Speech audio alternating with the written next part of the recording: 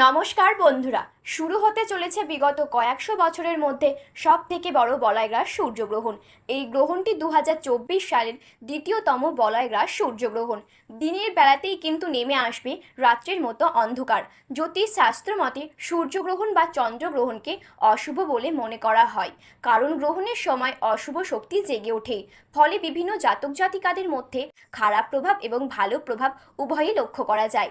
এই সময় গর্ভবতী মহিলা এবং শিশুদেরকে অন্তত সুরক্ষিত থাকতে বলা হয়। খালি চোখে সূর্যগ্রহণ দেখা অন্তত ক্ষতিকর। এর পাশাপাশি জ্যোতিষশাস্ত্র মতে গ্রহণের সূতককালে কিছু কাজ তথা আচরণ সম্পূর্ণ বর্জনীয়।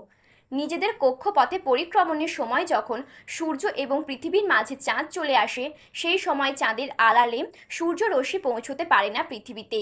এই মহাজাগতিক অবস্থানের জন্যই সূর্যগ্রহণ হয়। সব সময় অমাবস্যা তিথিতেই সূর্যগ্রহণ হয়ে থাকে। এ বছরের প্রথম সূর্যগ্রহণ হয়েছিল 8ই এপ্রিল এবং এ বছরের দ্বিতীয় সূর্যগ্রহণ হবে 2রা অক্টোবর।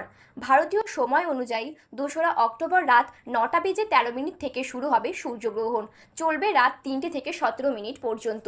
তবে দীর্ঘ এই গ্রহণ ভারত থেকে দৃশ্যমান নয়। আর্কটিক অংশ Argentina, Fiji, Chile, Peru, Brazil, নিউজিল্যান্ড, আটলান্টিকা, প্রশান্ত মহাসাগর, দক্ষিণ আমেরিকা বিস্তীর্ণ অংশ জুড়ে এই গ্রহণটি দেখা যাবে।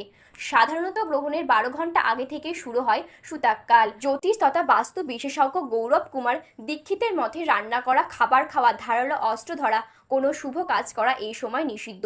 পুজো, নামগান, ভজন এই সমস্ত কিছু সূতককালে করা যাবে বলে মত জ্যোতিষীর।